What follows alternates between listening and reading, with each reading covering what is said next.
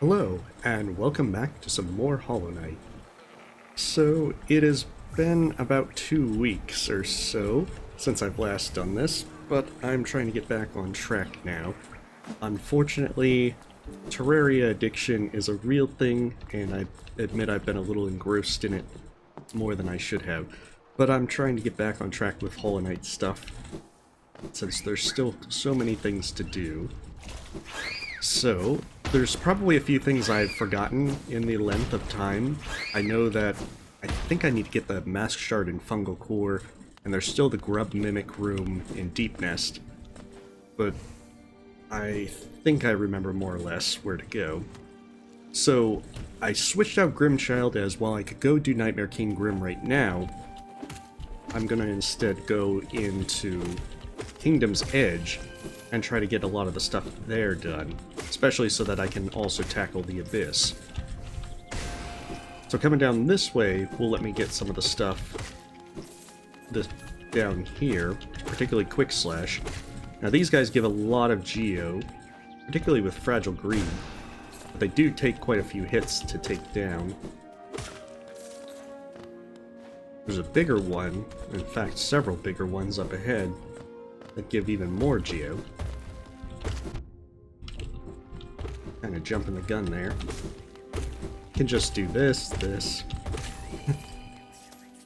And it's otherwise pretty easy to do. Of course, Shade Soul is your best friend for a good chunk of this, because it'll take out Primal Aspids. Can also do that, although that leaves you a little less time to try and dash under. I probably don't even need the Geo at this point, but I still want to make sure that I'm getting enough for later. Like, yeah, I do have quite a few relics, so I probably don't even need the Geo, but it's still nice to pick up. So here we meet Nailmaster Oro, and despite his hide-in place, he gets to charge us for our third and final nail art.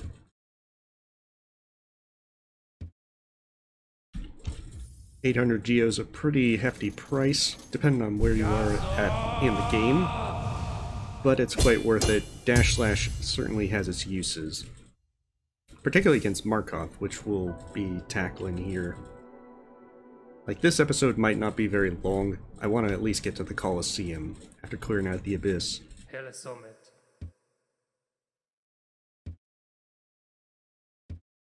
Bam. Final.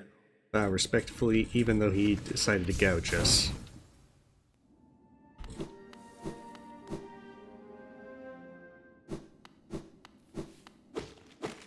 And if you keep attacking these, you'll have two of those big hoppers spawn. It's even more fun if you do this in Enemy Randomizer. Oh.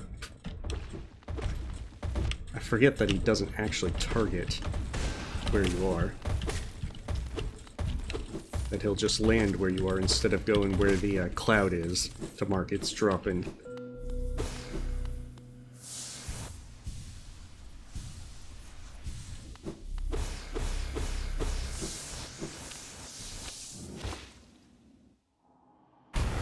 And so going down here, you're going to need a lot of Desolate Dives and everything to get through.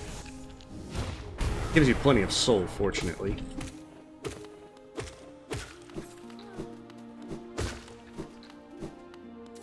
That's right, although you hear the grub there, you don't actually get there for a while.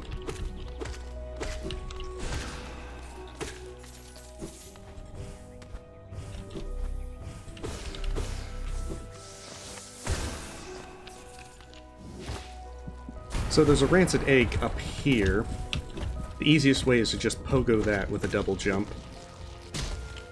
and then you'll be able to get up there. You could of course set a dream gate, or you could also, you know, loop back around if you had to. But it's easiest just to pogo. So in here, there's the biggest Geo cluster you can find for about 420 Geo, but it's quite the ways down. But if you really want Geo, this is one way to get it. course, it's not even more than what you'd get with, like, a relic. So, the time investment is not exactly worthwhile. Still, it's kind of fun to do.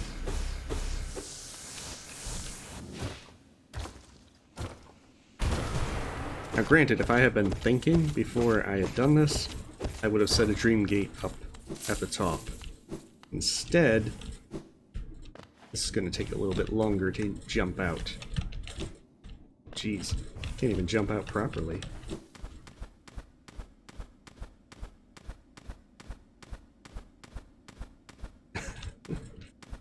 This is definitely one of the reasons why you want Dream Gate.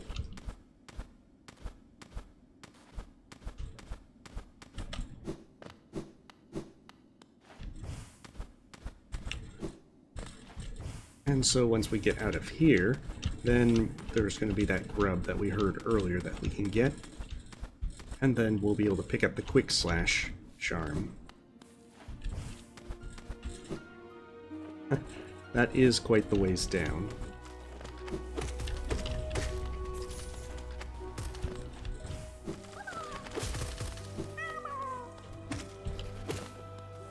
And you're going to have a lot of those guys just come out of nowhere.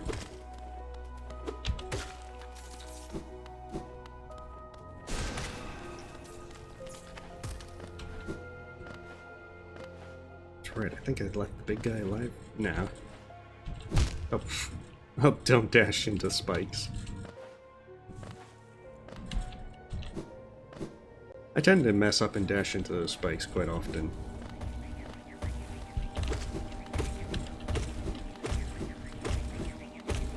So you're going to have a lot of bees and primal aspids on your way up from here. Shade Soul's always pretty handy. Of course, I think with Nail 3, yeah, if you're quick at it, you can use a Great Slash or Dash Slash to be able to take them out with one hit.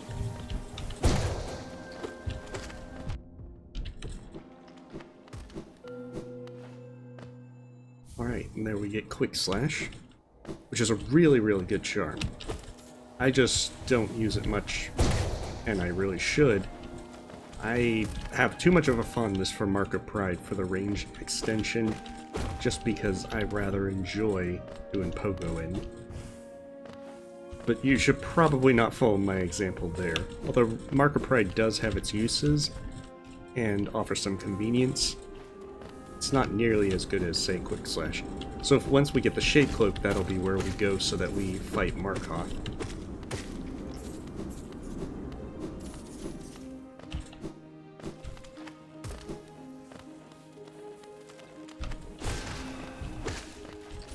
So yeah, Shade Soul and then a Nail Swing can be pretty good at taking them out. Or if you're tired, just knock them onto the spikes. So this one takes you to another relic. It's only a Wanderer's Journal, but especially if you're doing like item randomizer, it's good to know where relics like that are, just because you can always have something very important go there. And the last thing you want is to miss something.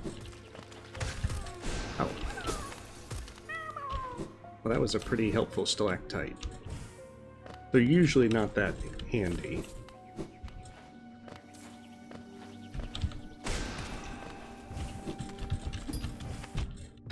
See? So going to our left, that would take us through further parts of Kingdom's Edge. This leads up to Hornet 2.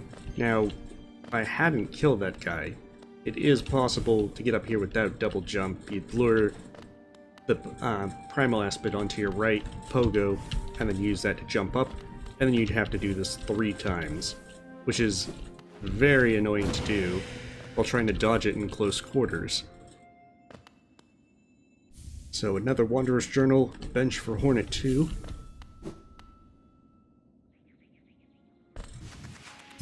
And then we're all ready for the fight. Shade Soul's probably the only thing of which you would really, really want. I mean, it's not absolutely necessary, but it certainly makes the fight a lot easier. Even though Descend in Dark is the answer to everything. And this is one of the fights when I first played through the game, particularly trying to do Steel Soul, that I was worried about. I think I did what I could to try and upgrade as much as possible.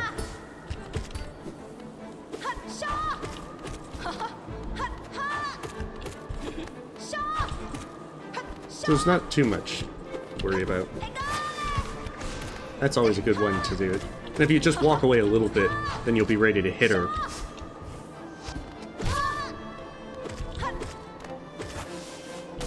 So the big reason about Shade Soul is that it just clears out almost all of her little spines.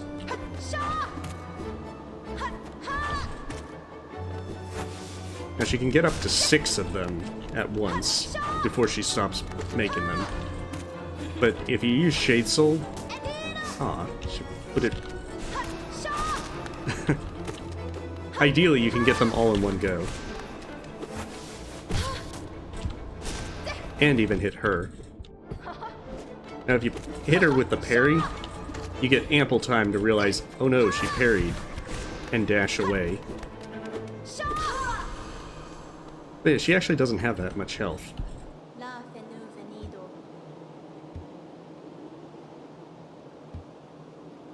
And as opposed to her 700-ish health that she has in Hollow Knight, she takes a bit of a beating and has something like, what, 5 masks at the beginning of Soak Song?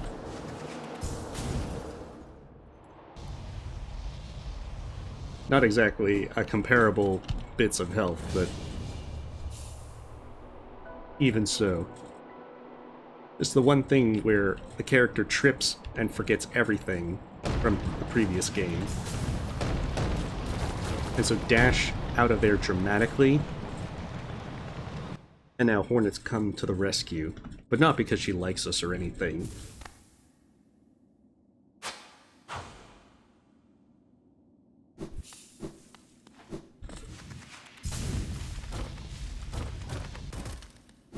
So now with the King's Brand, we want to make our way down to the Abyss. Again, if I had thought ahead, I probably should have set a Dream Gate over in King's Station. So coming up this way, we'd be able to get into the area. I'm not actually going to go to the Colosseum just yet, but I am going to kill the Collector so I can open up the shortcut. So between King's Station and the Collector's Place so I can get back up here. So if you're looking for more lifeblood, this is a small lifeblood room that's very easy to overlook. Because if you go further up, you'll just find the NPC Bardoon that you can talk to if you want a little bit more lore stuff. So this is one of those areas that it's really easy to just overlook because there's nothing essential up there.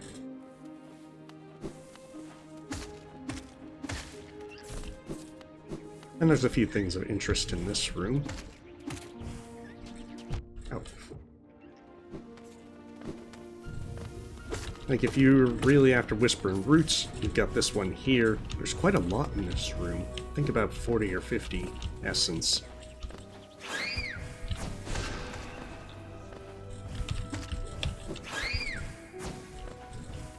And then there's a rancid egg up here.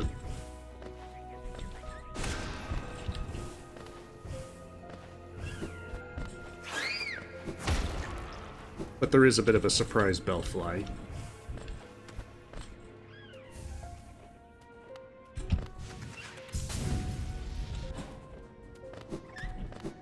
So instead of working my way up, first I'd be going down this way to the left. Of course, this isn't the most efficient of routes, I'm sure. And since I have the love key, I can make it in. You don't have to open the door with the left key to open the shortcut, but it's better just tack wall this right now. And Collector's one of those that you're probably going to come in here with a bunch of upgrades, so you're going to steamroll him.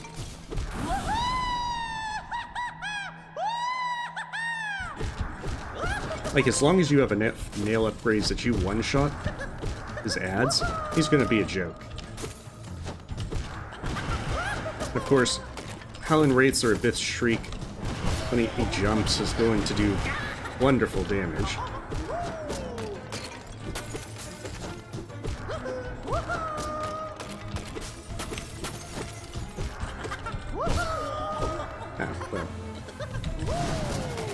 If you stun him and then do Cyclone Slash, you'll be able to do a lot of damage as well.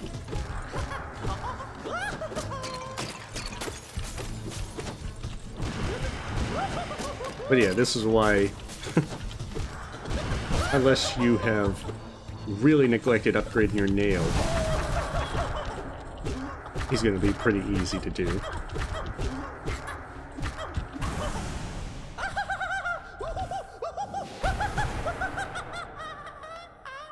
He's laughing because he's dying. He thinks it's funny.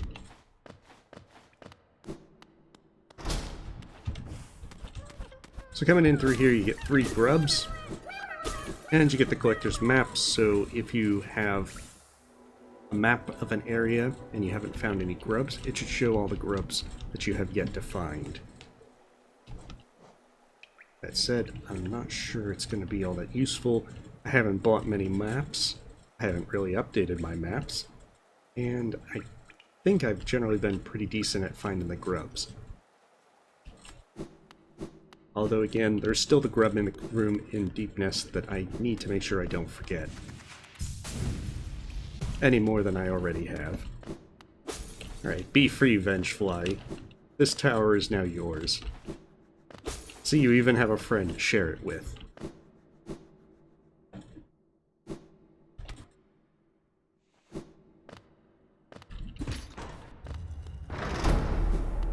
And so now, we can just take this way back from King's Station and have a slight, we can be a little bit, go to the above screen in Kingdom's Edge, as opposed to having to loop around through Bardoon's room. And on the plus side, Collector's dealt with. I could probably go to Grubfather as well, and get the Pale Ore, and probably most of the stuff. But at this point, there's nothing I really need to buy that I need the Geo for, especially from using Fragile Greed earlier. So I'm just going to wait until I have presumably got all of the ones from Grubberfly's Elegy.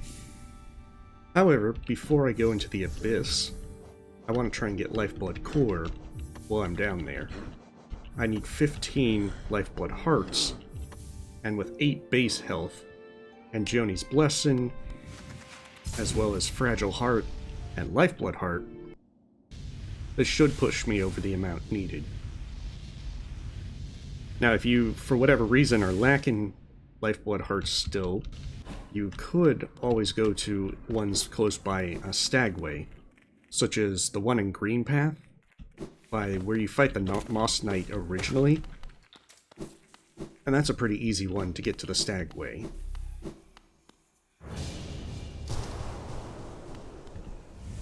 So, first and foremost, I'm setting to Dreamgate. I'm not doing this kind of Kingdom's Edge forgetfulness thing again.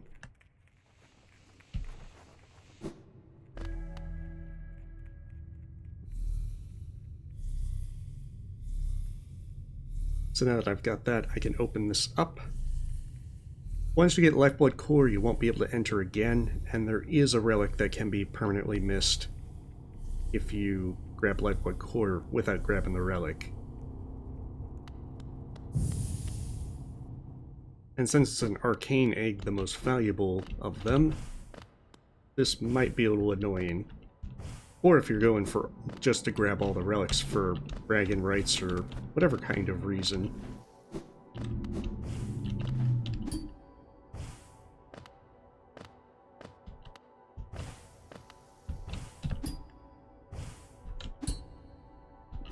Oh.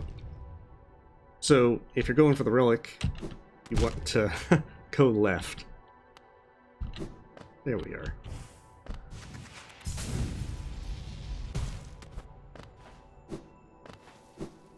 That'll allow you to super dash over, get the arcane egg, and then you're good to go.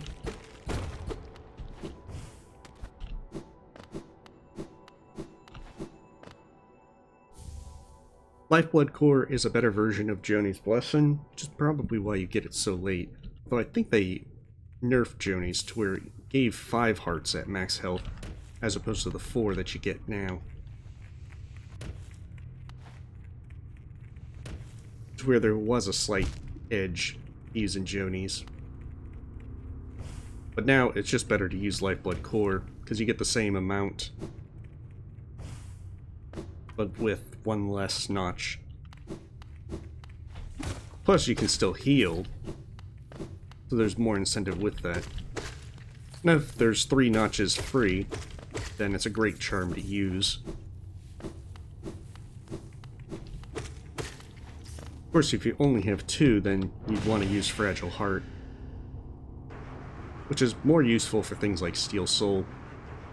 Coming in this room, using Howlin' Wraiths gives you the Abyss Shriek spell, which makes Howlin' Wraiths much more useful.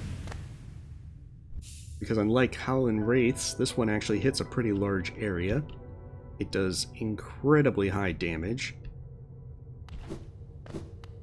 and pretty much makes it all around great to have. Against various bosses like Radiance, let's see, Soul Master, Soul Tyrant. You can even use it against ones like Watcher Knights if you're willing to time it right. But usually that requires positioning pretty well. There's a few bosses where it moves them around a bunch to where they're likely to run into you. I think ones like Sly or Hornet 2 would be ones that you just don't really want to use it on. Not that you can use it on Hornet 2 until Godhome, but... Oh.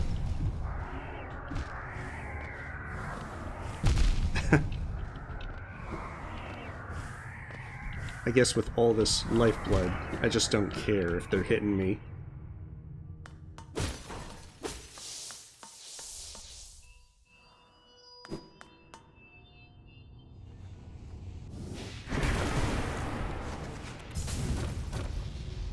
So, dash across the lake.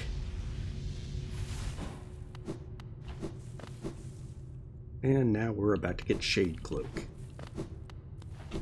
So we get another arcane egg in this room that's so much easier to locate. It's going to be very hard to miss. But considering they go for 1200 Geo, it's great to pick them up. Since there's 4 of them, there's the 3 in the Abyss, and the one that the Seer gives you at 1200 Essence.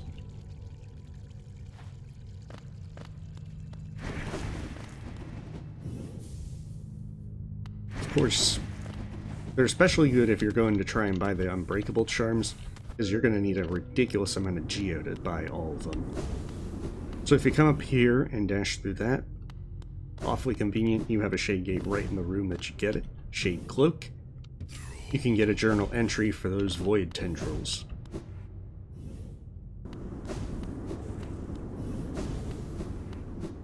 And now you have all the movement upgrades, so you'll be able to get around quite easily. There's not too many Shade Gates that are really important at this point. Like there's the one by Cornifer in Fog Canyon, and the Overground Mound in Queen's Garden, but there's ways around them that you just don't need to worry about them. They're just more early obstacles. So now, I can Dream Gate out, because I set one.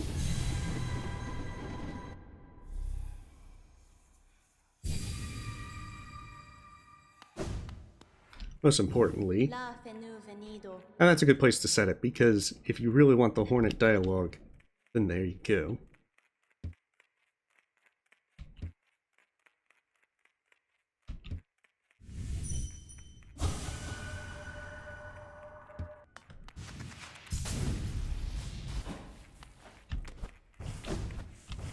So now, I make my way back over to Kingdom's Edge because I've got Markoth to face. And then we gotta make our way to the Colosseum.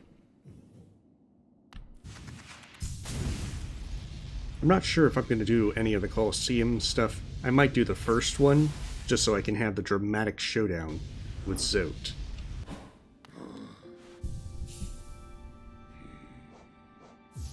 And as nice as those charms are... Oh, wrong one. They're just not really needed at this point.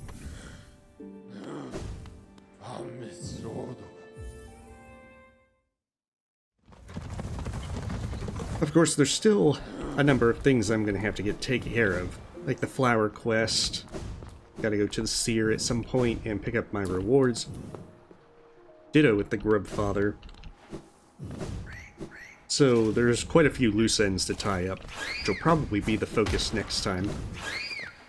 Because I'm also trying to make sure that I can go and grab everything in Dirtmouth all at once.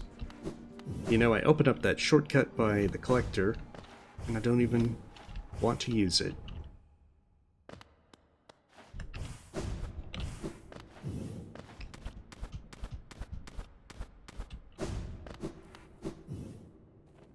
It's an awfully good thing that, even if I forget things, being able to play again kind of triggers my memory as to where things are, even if it's rather hazy to begin with.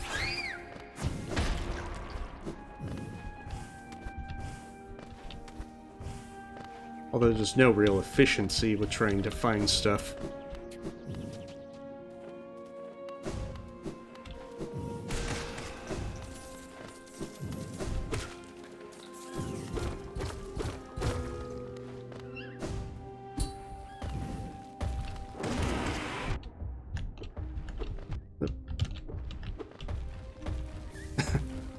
Well, that's not ideal. So yeah, Bishriek is a good way to take them out as well.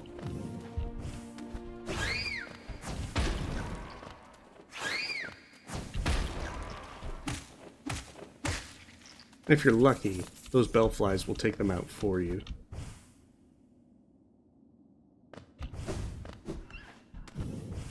So smash that so you get another shortcut near King's Station and the Resting Grounds. And then we can just come down here and rest at our bench. However, before we do that, we'll go and we'll fool with Zote shortly. But we're going to take care of Pale Lurker, who doesn't have a lot of health, but can be very annoying with how much she decides to jump around the place.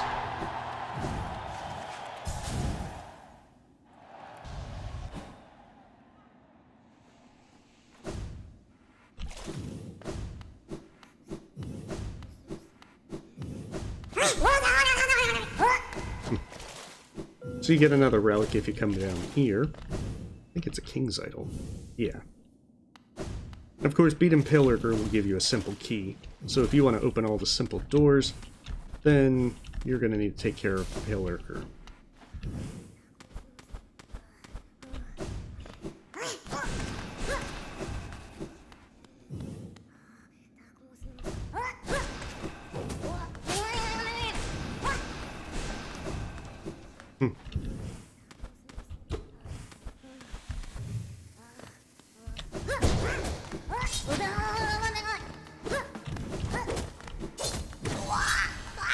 There we go.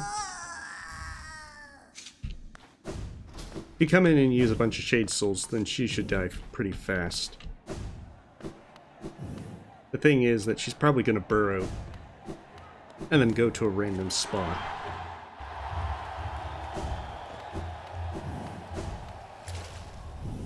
Just chill over here with this guy so that you can get some more soul. And now for our grudge match with Zote, true champion of Hallownest.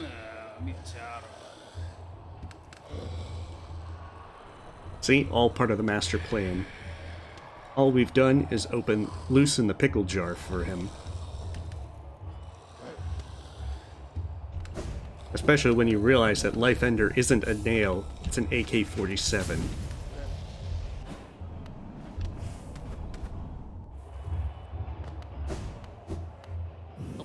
about you then?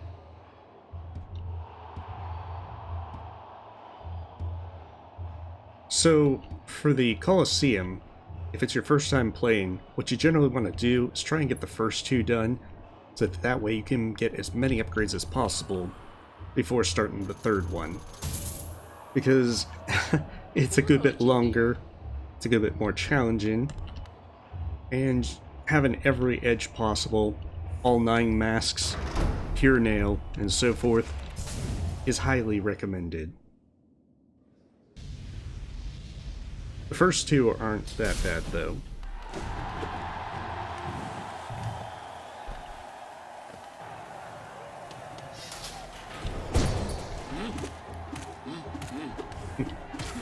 As long as you kind of get them to commit to a blocking thing like with the Moss Knights, then they're pretty easy.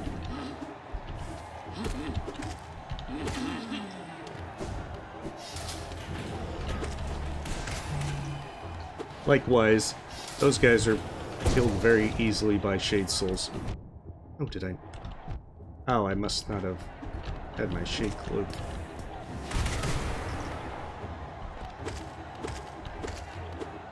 Well, had it off cooldown, that is. These guys take quite a bit, but they die very easily to a Cyclone Slash. However, make sure that you continue to press the nail button repeatedly. Otherwise, you're going to have the problem that it won't last long enough to kill them.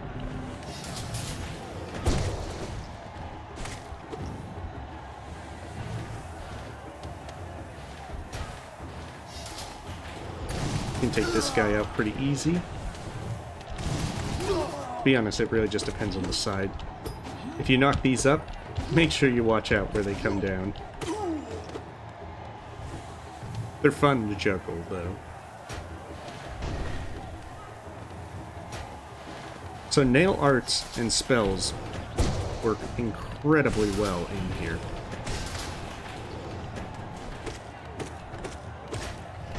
So if you get used to both, particularly if you get the Nailmaster's Glory Charm to shorten the cooldown for the charging, well, shorten the charge time, and it'll help a lot. So you get to fight Vengefly King if you haven't already done so, well, whether or not you've done so or not. But it's a little bit easy at this point with the low amount of health that it has. So the only thing to worry about when you do Cyclone Slash on those guys is to make sure you don't get so close that they do their melee attack. Because if that happens while you're doing the Cyclone Slash, they're going to easily hit you.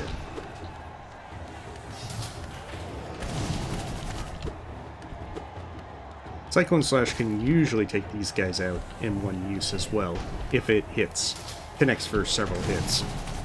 But it's probably safe to assume that you're not going to finish them off. And so that you need to jump. And of course, the one thing about the Trial of well, not the Trial of Fools, Colosseum of Fools is, if you have a pretty easy way of, like, say I left that one guy alone, if I needed to heal, I could do such. And if you use things like the Dream Wielder Charm, you can actually find time to Dream Nail a good number of these guys. Like, the Shield Fools are pretty easy to Dream Nail.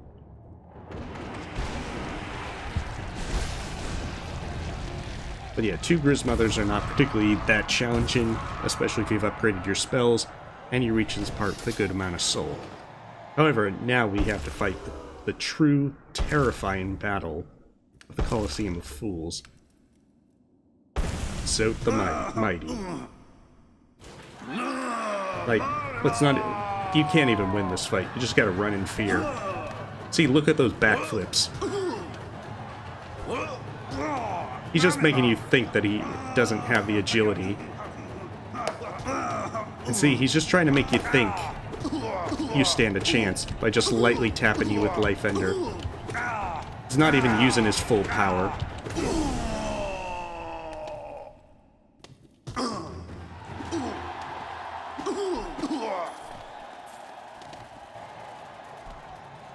if he put all of his power into it, you'd die of shame.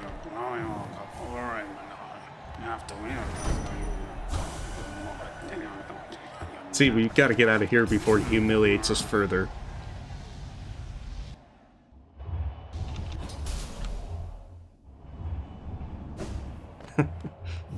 So with that done, that means that now when we go back to Dirtmouth, he'll have taken our fangirl Bretta, and with that, we'll be able to access the Grey Prince Zote fight for another 300 essence. Now that I think about it, I forgot to do Markoth. Well, time to quickly take care of Markoth and warp back to the Colosseum before I end this.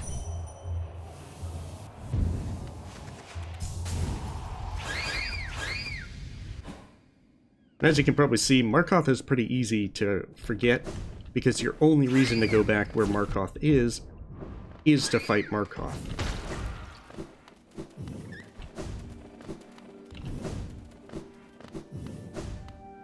So you've already beaten Hornet 2, you don't have any reason to go back over that way. Especially if you've already got Quick Slash.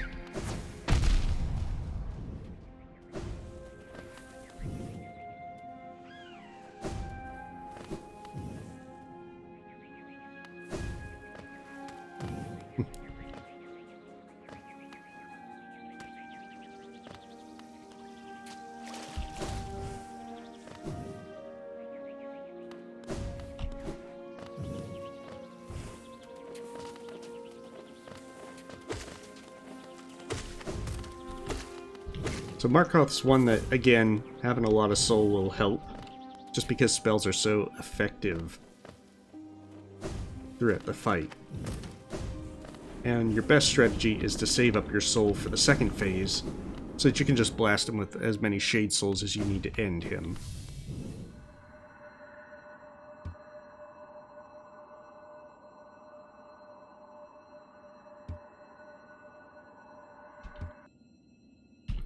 It's a wonderful, badass boast. Unfortunately, Markoth is not exactly that bad. So if you're wanting to, particularly in the first phase, you can make plenty of easy hits on him. However, your easiest way to do it, just dash slash.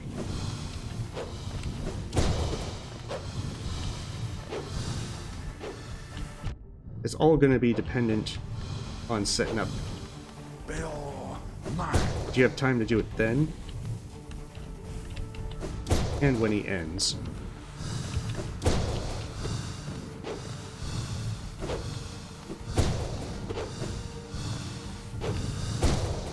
Like, you can just keep doing nail arts. And of course you can dash in through the shield and make several attacks while he's like that.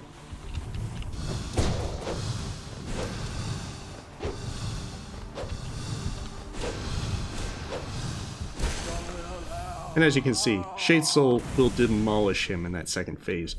Because if you also time it correctly, especially when he stops to do a shield spin, it'll usually double hit him.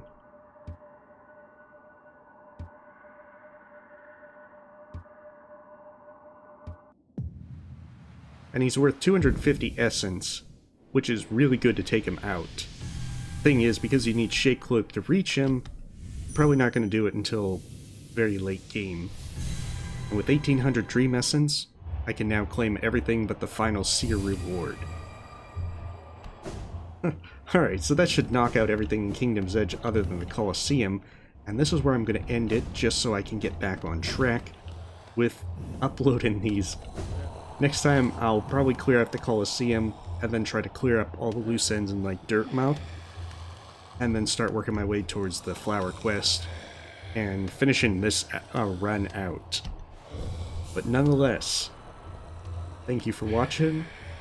Stay safe, stay healthy. You have a wonderful day.